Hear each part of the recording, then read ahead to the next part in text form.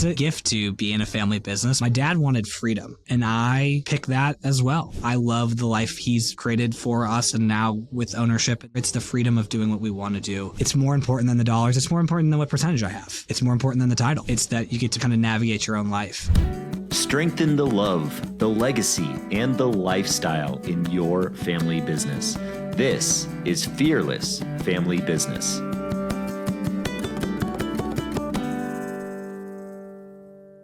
Hey everyone, welcome to the Fearless Family Business Show. My name is Adam Hill, and my guest today is Andrew Cohen, who is the president of a company called Moosylvania, which the story behind that name is really cool. So tune in and learn more about that. But it's an advertising and marketing agency out of St. Louis that is in its second generation. And Andrew talks a lot about generational transition in this episode. He talks about the difference between gifting and selling, of which he has experience in both. Please don't forget to subscribe to this show. It helps get the word out there and helps more people get more love, legacy, and lifestyle in their family business. So tune in and enjoy. Hey, everyone. Welcome to the Fearless Family Business Show. Thanks for being here, Andrew. Hey, thanks for being here, man. Yeah, hey, appreciate it. What a good invite.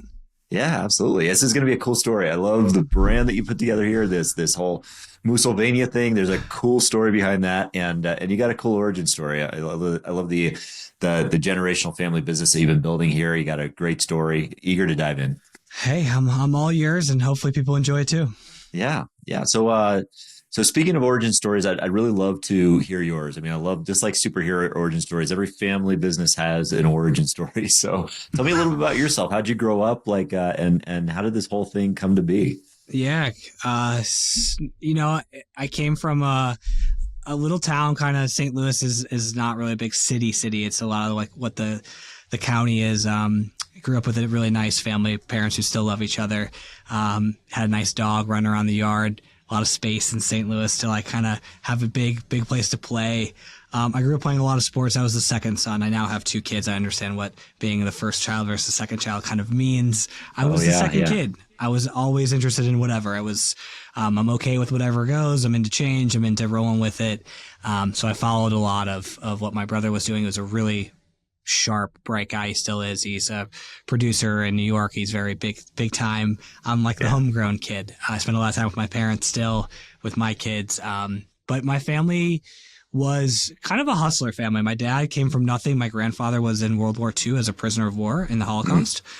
So my dad had a very light relationship with his own father. And I didn't really get to notice what that was like until I started being a father almost, and remembering that he might not have had those same moments that I look for. And my dad was a writer and an account person in the creative business, and he kind of just continued to hunt everything he could to make a living. And my mom is like the typical Jewish mother. I think of her like Elaine in Seinfeld meets Curb Your Enthusiasm, Susie. Like, she just barks at him all day. You can do more. You can get this.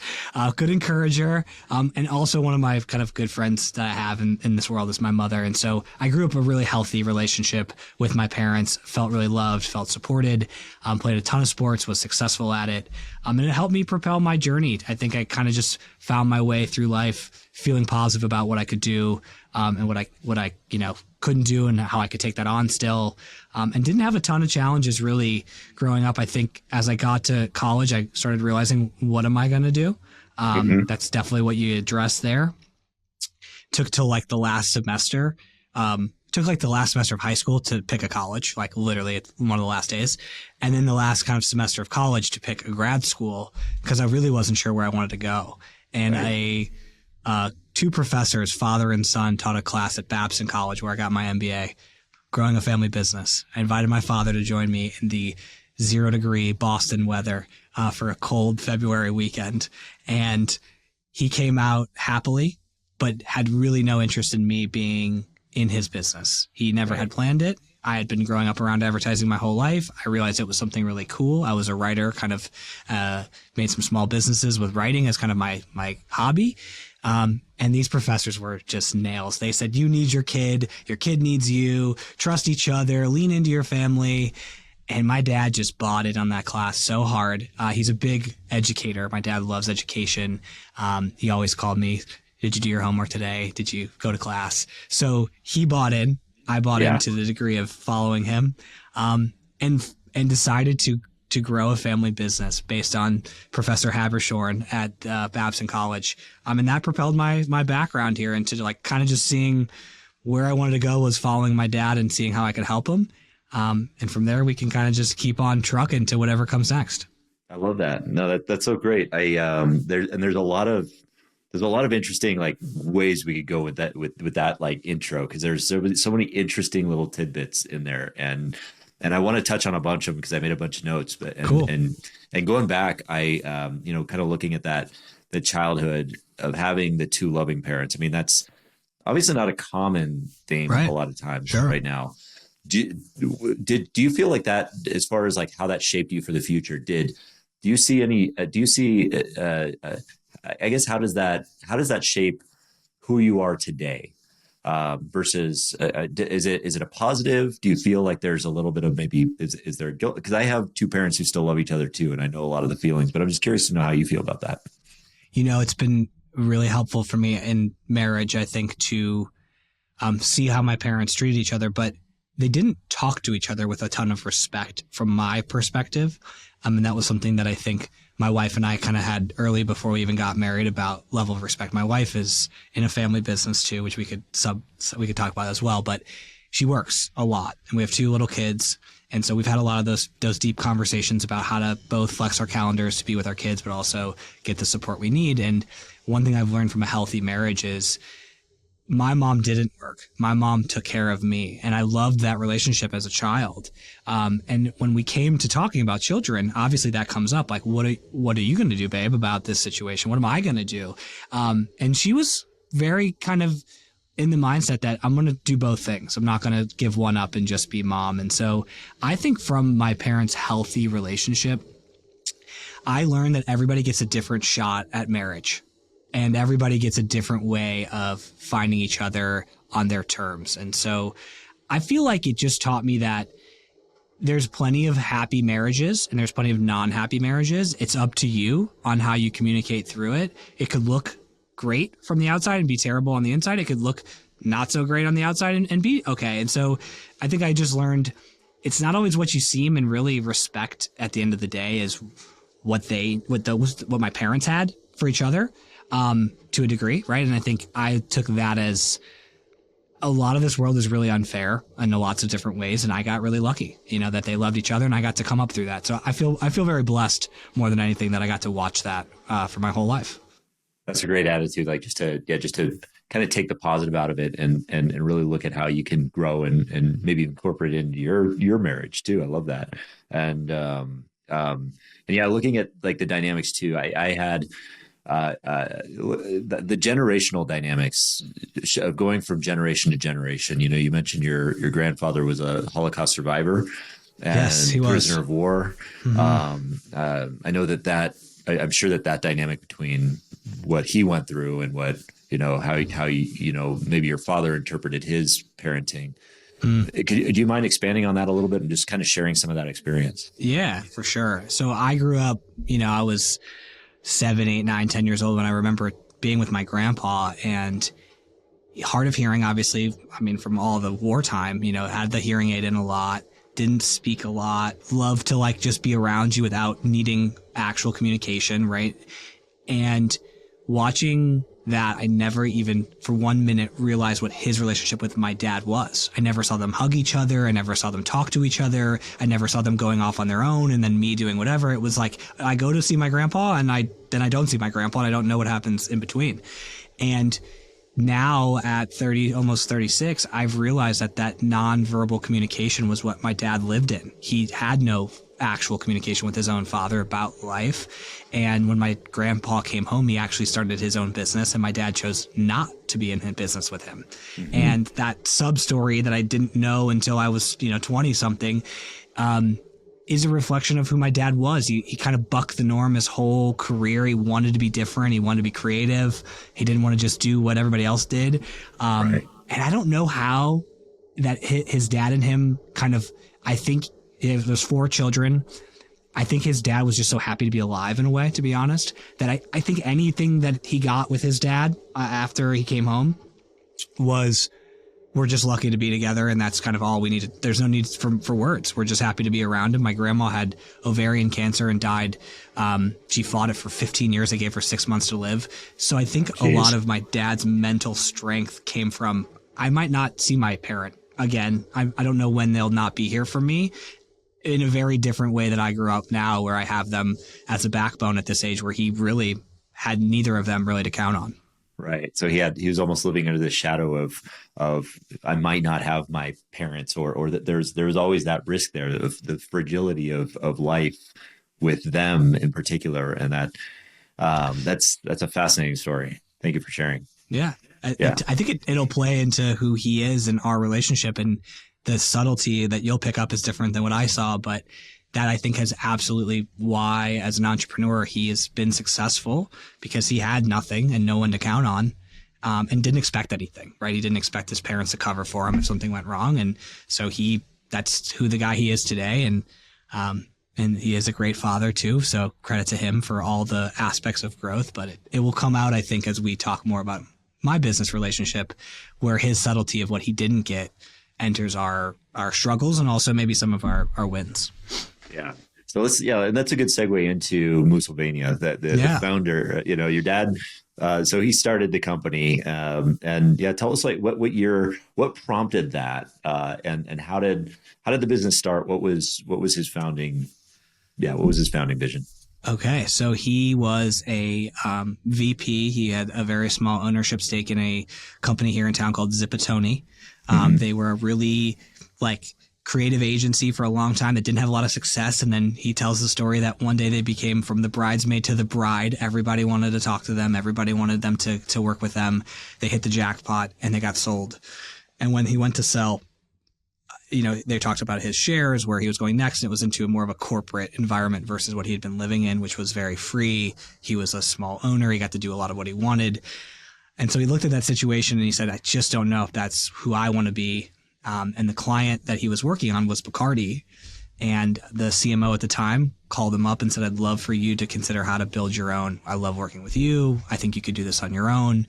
And my dad kind of left that conversation with a lot on his mind. Like, do I try this all? I wasn't planning on it. I didn't know what I wanted, but maybe I do want this.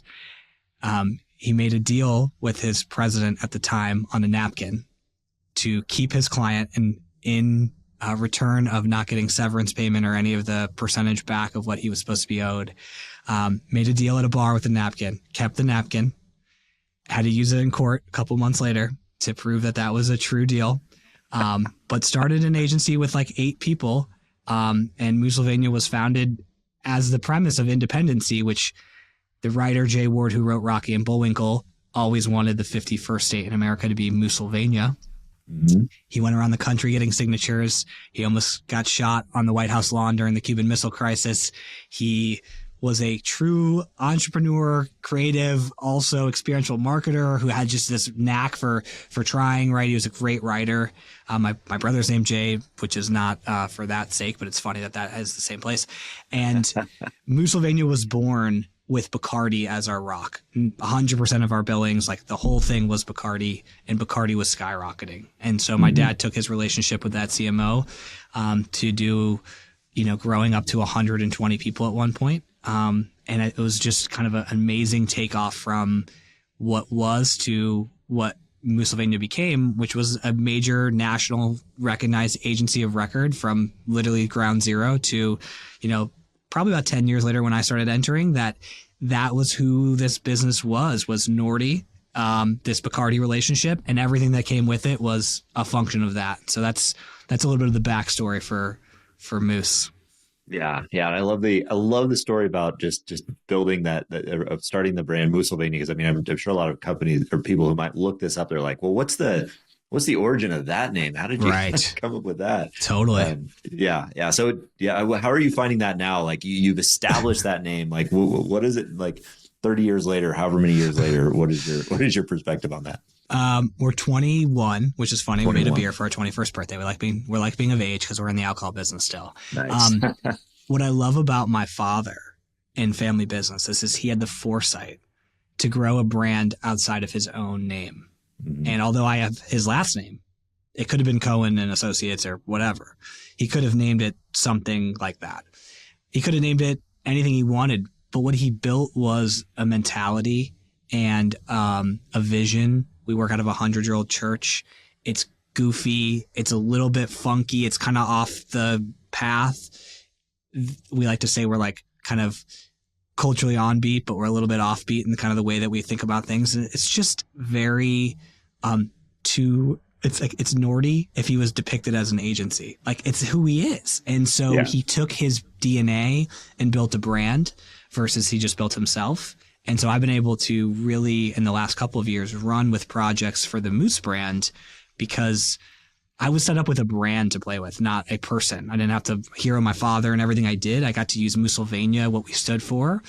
And it's become so much easier in a marketer's role to do that than in what it could have been. And so for that, I'm feeling very blessed, not just from the setup for all the things, but specifically the brand ethos has been really welcomed. And people butcher the name and they call us Moose because it's easy, and it's totally okay. Like, it makes perfect sense. Like, just call us Moose. We're happy to be that. And a moose is a cool character. Like, it's kind of an interesting, like, you kind of got a weird mental thought about moose anyways. So it's like, all right, we'll run with that. So we did a lot with animated moose and like character mooses, and we've done a lot of stupid stuff, but it's a fun brand to be around. I'll tell you that. Right. If you're a family business owner or operator and you're looking to get more control over your business, I would love to talk with you. I want to give you a special invite to request a free 90-minute workshop with me to learn the powerful tools of EOS, the Entrepreneurial Operating System. Just shoot me an email at adam.hill@eosworldwide.com. Again, that email is adam.hill@eosworldwide.com. I'll put that in the show notes as well, and I look forward to talking to you soon. But here's what I love about that is yeah, you're right. The moose itself, it is a goofy animal. It's this giant, like, awkward looking, but those things, those things can run. They're fast. So yeah. And they're kind of like pack animals, but they're not kind of pack animals. It's like a perfect description of my father. Like, it's like, we don't really know about you well enough. You're just kind of out there and living your life, and like, don't bother them because like, you don't want to see what that side looks like. Right. Like, that's the bad, like, moose are not fun. They're not like friendly, but like, the way that we depict it is like, yeah, we're kind of fun and friendly, you know, and hopefully we get the job done. So it's like, that's, it's been a really welcoming brand to experiment with and grow with. And it's got a great national name, which is also part of his entrepreneurial belief is like, don't just be a local company, like be somebody that people think about. And he's done a great job of setting that up. Yeah. So it's neat how the name kind of complements, it almost complements and guides the culture and defines it. Cause I hear that name. First time I was introduced to that name and your company and you, it's like, I already had, frankly, just already a perspective on, oh, this must be a fun, company. They must have a personality. And I love that drive against that. And, so you coming into the company, right out of, I imagine right after getting your MBA, right out of college, start working right after that, course with your dad. What was the experience like of coming into the business for you and your experience of integrating into it? What a perfect start to my story. Like, we could clip this and probably sell this on TikTok. Like, I came in as a brand manager of his second business that lived inside of this church, which was called Hatch Global Research. Hatch Global Research had really nothing to do with Moosylvania. It was just a business that he created because he had space in the church and he knew he could do something creative with his entrepreneurial brain. And he made a focus group company. He thought, which, for good ideas and bad ideas, he thought, oh, you know what? The agency will need focus groups for their clients. I'll just create this focus group company and they could like use each other. Well, for 3 years before I even entered, they never touched each other. No clients did business that way. He grew a focus group business and he had an agency business. So he had someone running this business, and I come in at 22, 23 years old, fresh off an MBA. I'm ready to do spreadsheets and manage anything and And I'm in Orlando selling software that Moosylvania has created for the focus group industry called TrackMan. It is a product that we have now tried to sell to others. And I am in a whirlwind of, I don't know focus groups. I don't know the software, and I'm out here selling it. It's not even done yet. It's like 80% done, and I'm on a trade show floor selling it. And I couldn't tell you that I was so lost in what I was like purposely trying to do that after about 3 or 4 months of grinding with, I was kind of seeing Moosylvania, but I wasn't part of Moosylvania, but I was doing a project with them, but I wasn't. I went to my dad and I said, hey, I think I've done the research on your numbers and your accounting and your finance and your sales and all these things, and you're just eating tons from the main company. It looks okay, but it's really not that great by itself. I think you should sell this company. And I think this software is a terrific idea, but I just went to the trade show. It's too premature and you don't have the right infrastructure to do this. And I'm not a salesman of software, so I don't think I'm the right fit.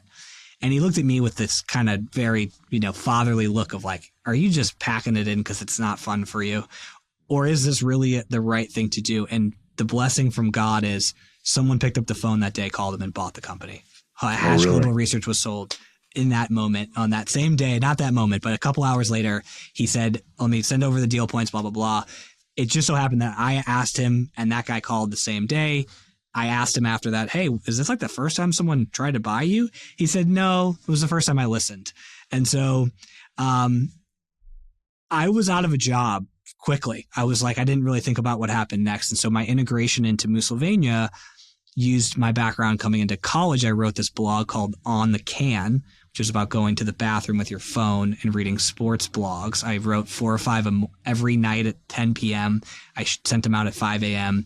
People would read them first thing. That's a lot of time on the toilet, man. And it was a lot. I spent a lot. They spent a little. You could read only one article if you want to. Come back to it throughout the day. I don't know. It was the right idea, but it needed to be manifested. But I had a writing kind of itch, so I became a copywriter and community manager at Moosylvania. And I got to tell you, I really still had I wasn't a journalism major. I had an MBA. I was in the wrong place. My integration was horrible. Like I wasn't a fit for what the agency was looking for. And I became a big sore spot for my dad, who now questioned, did I bring him in correctly? Is this what he should be doing? It'll hopefully work out, but I really didn't want him here, but now he is here and I have to make it right or my wife will keep yelling at me. So all this stuff was kind of like bubbling. And so for about 2 years, I just tried my hardest to be loud with my dad. Hey, here's what I think you should do next. Like we sold the first company, right? Like you did, and I told you to. Here's 100 more thoughts. Mm-hmm. And I think that paralysis of being a kid and your dad just started to kind of paralyze him to kind of back away from us doing business together. Okay, you know what? You're not ready yet. You don't know how this works. Please stop. And so he kind of became, okay, you need to wait your turn, sit at your desk, do your job, and I'll listen to you when I'm ready, not when you are. So my integration was weak, and I would tell anybody looking at this to spend much more time not selling the first business without a plan for the second, and more importantly, integrating with a deeper purpose. What are you trying to get out of this? I fell into it for better or for worse, and it was tough on the employee base too. I mean, you have to imagine what they're thinking. Like, here's this kid having 1,000 ideas and not knowing what he's doing, but has the ear of the CEO.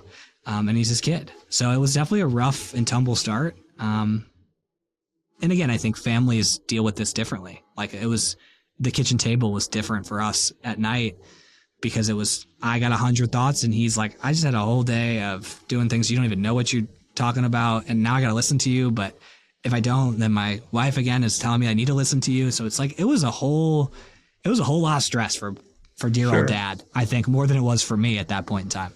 Right. Yeah. That's yeah. Looking back now, I imagine, as the president of the company, you could probably look back and maybe empathize of like, yeah, kitchen table, like dinner time. Let's not talk business anymore. We're good with that. It's funny how life works now, full circle. As president, my dad calls me to check in and I'm like, it's dinner time. I can't talk to you. It's like, I'm good. So I got my own kids, so it comes right back. It's a matter of when and how, but, I learned a lot going through this that I think it's emotionally different for both sides, but you really don't see it from your father's side until you get into this deeper. They just see it completely differently. And then being a parent has changed my perspective a lot too. Just seeing how you are supposed to treat your child, even at a young age, you'll do anything for them. And it's like I run downstairs and get my kid a smoothie at 6 o'clock in the morning because he's asking me to. It's like, because you just do it. And it's like I kind of feel now differently about how my dad had to kind of correlate to me because I was his kid and he just wanted to make me happy. Right. Yeah. It's so true. I mean, you go through these seasons and you do learn. And I don't know if you had this, did you feel, well, did you feel like when you got into that role of president, and I'll kind of jump around here because I want to go back to something there, but I want to go to this first. But did you feel like when you became president that some of the relationships changed, or did you feel a change in that relationship, or did you get an instinct of just maybe there of a different understanding of the relationships you had? You mean with my father or with others? With your father, I think in particular, and maybe others in the business, whether it be other family members in the business, if you had any, and I haven't really gone there yet. But in all honesty, the title for me was for me. Mm-hmm. It was already happening. The business was functioning as me as president. I think the bigger piece is really ownership. That's a lot of where I've learned a lot about when stock is truly transferred, you feel a lot differently about life. And, titles are great and they make you feel good. But dollars and cents are where owners really, really want to talk to you. And my dad was a little less interested in whatever my title would be. It's when we started sharing revenue and being owners together that created a lot worse of a relationship, which now we've been doing it long enough to where it's totally kosher, but it's like the title was a formality for me. I needed it for myself. He saw that and saw that as I went out and did more myself, I deserved it. But it really was the ownership stuff that got us into hairier water together, and created a lot more frustration for both sides than I would say the titles have ever. I've actually self-promoted myself. Like I've told him 3 or 4 times now, this is what I want to be and here's what I'm going to do differently. And that's worked to a degree. It hasn't been him being like, you're ready for this title. So we've always I've been doing the title game. But the ownership has really been the X factor of our relationship. Gotcha. And I'd love to hear more about that as far as how did taking over some of the ownership or your evolution in the business change the dynamic of the relationship, if you're willing to go there? For sure. I think it's what the meat of the story is for me. I think any kid working in a family business is going to get to this point where you've put in a lot of work and you want something more because your dad has something more. Mm-hmm. Not because you deserve more, but because your dad has something more to give you. It's like they have a bunch of cards and you want to take a couple because, hey, I can. Or because, you have a couple to give, and that should be part of it. Mm-hmm. Our ownership story started back, I think it's not 10 years ago, maybe 7 or 8. We gifted some shares because where my comp was and what I was making and what I was doing was starting to bring in revenue and become more of a revenue source. I was running more operation with a team, and I was becoming this kind of profit-focused entrepreneur for my dad. And I kind of pointed out these changes in finance that I was taking finally 7 years into my job, my MBA, and saying, I've changed this thing, I've done this thing, I've made this efficiency. I deserve a shot at the profit. Give me a shot at the profit, not just the revenue, not just the title. And so we worked through some initial gifting, and I don't know if that's the best methodology I'd recommend for people. It created a layer of resentment for him down the line where did he feel like it was deserved? Did I pay for it? Did he give it because I was his kid? All these things for him added up where I, at the time, even now, don't really think about it. It was like, I got that. But for him, it was a layer of resentment that he has a hard time getting over because you worked really hard to get to where you were and build the business you did to just hand it over.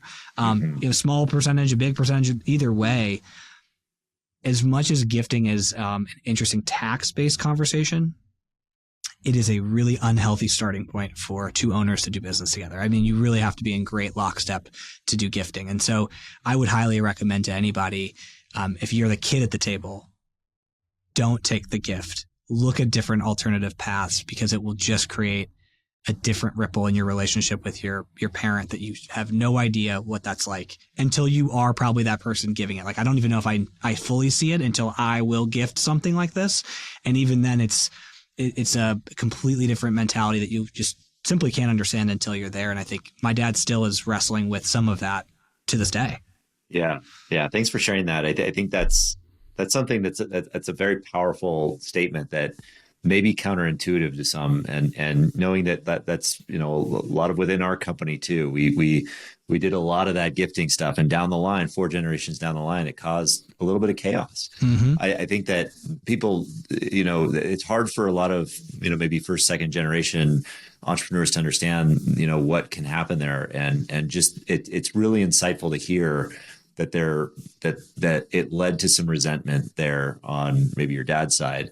And I wonder for you, did it leave to any emotions there? Or did you feel that there was anything that was left on the table for you, like that you should have, bought into it a little bit more? So from that point, I started buying in. I Mm-hmm. used that as a projection to now make a different deal. I had some, I felt like I could try to get some more, and it created some more interesting ripples, different ripples in our relationship. But because now I had financial backing to do more, like I had more capability, I had more available to me than I did previously. And so from his perspective, it's probably like, well, yeah, you have more. I just gave you more. But for me, it was like, well, let me earn this, right? Let me do the other way of doing this so that we kind of balance this out a little bit differently. So we created a plan and we worked through some of this buyout. And what it did was it just created kind of, for me and my dad at least, it put two people that weren't really meant for each other to run a business in a place where they had to find that terms, instead of we were still father son, but we weren't really business partners. And then the buyout became kind of an X factor of like, now he's not ready to leave and I'm kind of forcing an issue. And that really put a tone, like a really bad aura around our relationship for a long time. And it ended with kind of having kind of a stopping point to the buyout where it's like, that just wasn't, it was too much for him. He didn't want to sell anymore. And it became kind of an anger point for me because I thought we had a different plan. In looking at it now, coming to more peace with it, it's understanding that just because it is his doesn't make it mine. Even if it's the right price, it doesn't make it for sale. And there's a little bit of, there's not much you have in this world. Like you have yourself, you have your marriage, you have your kids. And I'm like, I'm your kid. Remember that? Like I am your kid. You only have so many things, but your business is really something that a lot of people, I think, highly look at, especially an entrepreneur who started it himself. That's not for sale. Like that's just what it was. And it's still not. I think that's something that I really had to learn how to get past in my last couple of years, was regardless of the number, it's just not for sale. And that created a lot of fighting at the dinner table, and I think that I did the whole job. I managed the whole company. You kind of were semi-retired, but it didn't matter because it's like, it's not for sale, Andrew. And so that's something that I think we still are finding in our relationship, is how to be business partners, because really we are still father-son and not together running a business. And nor have we really ever at any point in my tenure. Right. So what's his role in the company now? Does he still play a role in there? His role is interesting. I think it's exactly who he is. He checks in and out how he wants to. He's still very much thinking about what we can and can't do, like who we could be and how to come up with something new. He is a passionate father. Like for all of the negative energy I've created in our relationship, I mean, he loves me more than we could ever, like we could talk about it for hours. He wants more than anything to have his name remembered. That's kind of his ethos. And so he's still looking at that as an opportunity with Moosylvania and outside of Moosylvania to be a name that people remember. He's written 3 books. He's a constant creative. He's got 100 projects going, some with us, some without us. And in his mind, that's his role. Like when I would ask him at a heated dinner table, like, well, what do you do here? It would be like, I do whatever I want. And I'd be like, that's not an answer. And he would say, that's okay.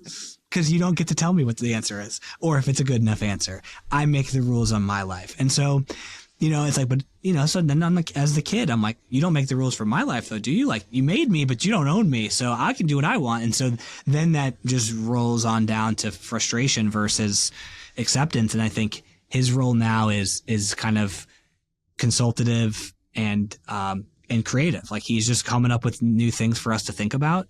And he's a thoroughbred agency guy. This is what he wants. This is what he wants to think about, even at wherever he is. It's what kind of program or idea. He sends me emails all the time just because he's thinking about things, and it's not applicable some days, but I still try to check them out and tell them it's the right thing. I love that. So when you're struggling with that clarity or getting that clarity with your dad, and it kind of gets into that space of like, well, doing what we want. How do you get to that point of clarity? Is there a communication that has worked between the two of you that you've been able to navigate? That's a really good question. Clarity, in my opinion, and for me personally, I think it's an individualized question, really, of how you find your own clarity. Mm-hmm. Clarity is seeing struggle outside of my business, my life, someone who dies, someone that you're close to, someone who gets unlucky, and realizing that your clarity is not this perfect solution is actually right in front of you. You're lucky enough to be in the position you are. If you can't accept that, then clarity will never come. And so I've fought that a lot. I wake up and I go, I can do a lot more in this world. I could be somebody else. I could run something else. I could use this other vehicle. And for some reason, I think what my dad has done is we have other family members in this business, not direct son, but cousins. And my uncle was the building manager, and we've brought these people around us. And part of his whole thing was he never did this for everybody else to set up this Godfather family infrastructure. He did this because this is what he wanted to do. And then you take on this responsibility that you are the Godfather. Like, you have other people's lives at hand. So clarity a little bit for me has come from watching my family around me who's in this business and not benefit from what Nordy has created and what I have gotten to continue to manage.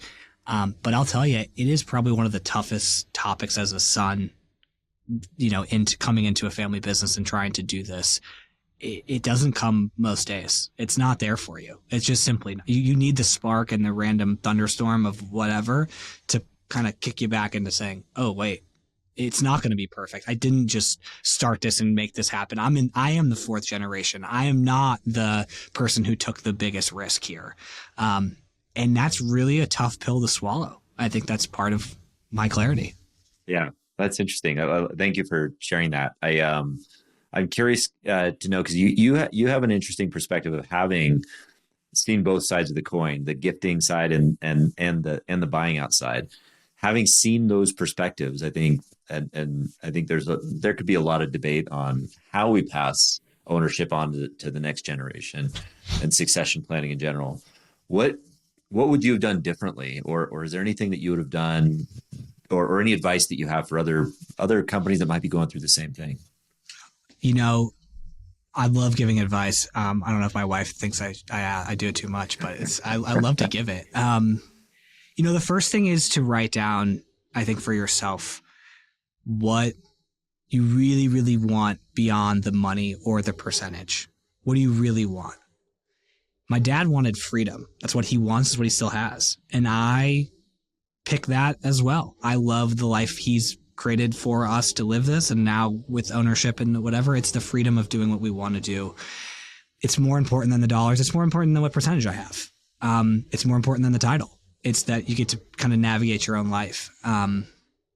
And I think that my advice to people in how to approach this would be to work with somebody else specifically about what your parent needs and what your parent is afraid of and what they are thinking about with what comes next, because some are afraid of death and they don't want to lose anything. Some are ready to move on. They want to be retired. Some are somewhere in between, right? And they're all kind of versions of it. I think working with psychiatrists, therapists, different types of people to understand the psyche of a parent is necessary. I would go back in time and keep looking at that as a key piece. And it won't even solve your problem, to be honest. That's my advice. It will just give you more clarity, potentially. That you're just not going to get what you want, maybe. And you're going to fight that, but you are going to get something else back that you're going to have to learn how to say is just as good in your list of what you need. So that's my advice, I think, is work with somebody from your parents' point of view that can understand them and what they want. It will help you tremendously on what you want, because you don't really know. You just want it all. You're the kid. Yeah, that's so true. I mean, yeah, working with a third party, you at least get some additional perspective outside the box. Often you can't see the label when you're sitting in the box. You need somebody out there to see it and get out of the emotions, getting out of all of that. It's so true. So with your legacy? Yeah. So talking about your dad's legacy and you say you want that freedom too. What's your vision of the legacy and what you want for Moosylvania going forward too? I think part of it is creating a place that embodies the same things that Nordy started off of, which is a culture of creativity and ideation. What I love about my dad that I've learned now is he used this as a vehicle for all of his other thoughts. It just so happened to be the best idea was Moosylvania. He tried a lot of things. And I'm trying things constantly too, both from I made our own beer to some things that are not named Moose.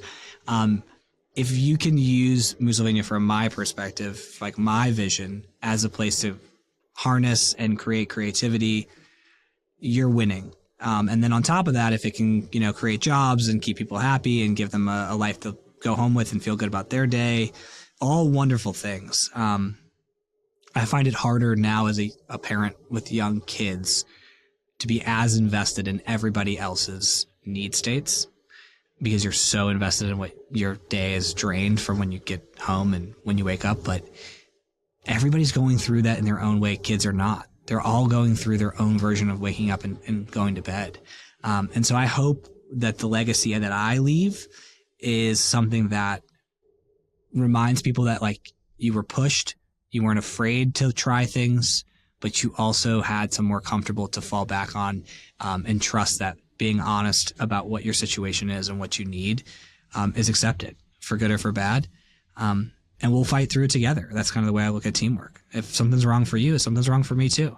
And so I really hope that one day is the legacy I live. And I don't know about my kids, if they'll make it to this business or not. And if they do, great. I guess I'll welcome them in some way to looking at this emotional roller coaster that is advertising. I'll tell you that much. It's not like my wife's in scrap metal, and right. It's a business of generations, and it's a very kind of take your brain away and do the thing type job. Like you're moving metal, like you're picking it up and you're putting it there. There's not a lot of creativity in that business.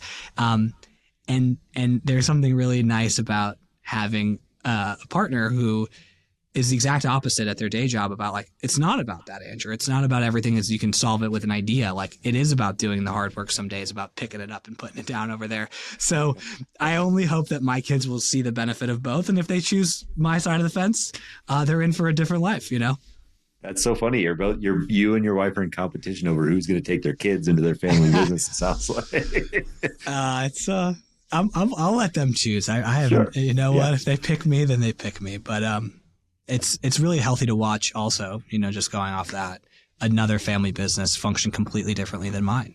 I'm curious about that dynamic. Yeah. Like how does that work between you and your wife? Like, do you have conversations about that at all? Yeah, my wife is such, I call her a scrap dog. The emotions are gone as soon as you walk in the door. Like, I feel like there's no conversation about your day besides it was good, bad, or indifferent. Like, it's not super detailed. 2 brothers, her and her dad. And the dad had kind of an interesting falling out with his own brother and learned a lot about how family business is good and bad. And it's a multiple generation business where they've been building this for a long time. And so what's really wonderful to see at home is my wife and her brothers get along great. And they can be friends in and outside of work. They can handle their business. And the dad loves them every day, up and down, like wants to talk to them about what they had for dinner yesterday to whatever else in between. While my dad, I get home and it's, hey, how was your day? Did you do the job? Okay, I got to go. And so I see dynamic being, you can be variables depending on the players at hand.